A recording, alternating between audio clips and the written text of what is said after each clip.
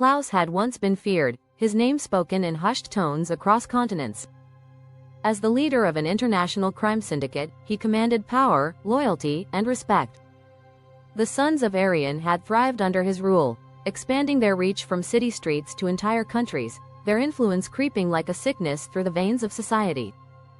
Then, in the most humiliating of defeats, a minor gang war in some rundown town crushed everything he had built.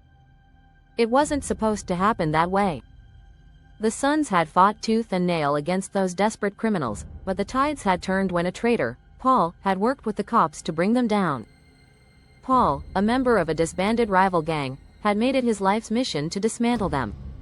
And he had succeeded. Klaus's empire crumbled. His men were arrested, executed, or driven into hiding. His name became a joke among the remnants of his once glorious network, and even his own people disowned him.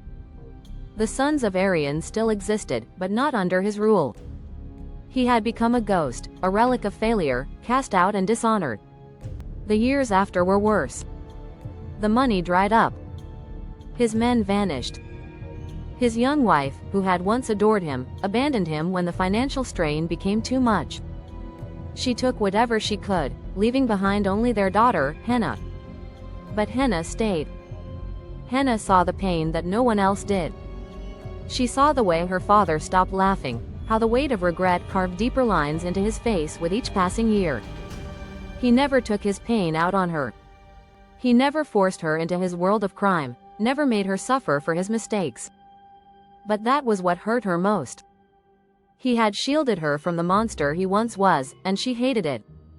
Henna wanted the man she had known in her childhood, the man who had been strong, confident, untouchable. She wanted the father who had commanded entire rooms with his presence, who had spoken with the authority of a king. Not this broken version of him, the man who lived in shadows, haunted by the past. She had made a vow, she would restore him. For over 30 years, Henna waited. She worked, she plotted, she gathered. She watched the underworld shift, saw the Sons of Aryan splinter, decay, and, finally, seek new leadership. She whispered in the right ears, reached out to the bitter and the lost. Until one day, it was time. The Sons of Aryan reformed. Not the international powerhouse it once was, but a movement. A rebellion against those who had torn them down. And Klaus? He was no longer just a ghost of the past. The man she had longed to see return stood before her again, the fire of vengeance burning in his eyes.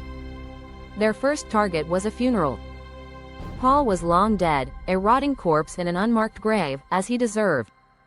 But the ones he had loved still breathed.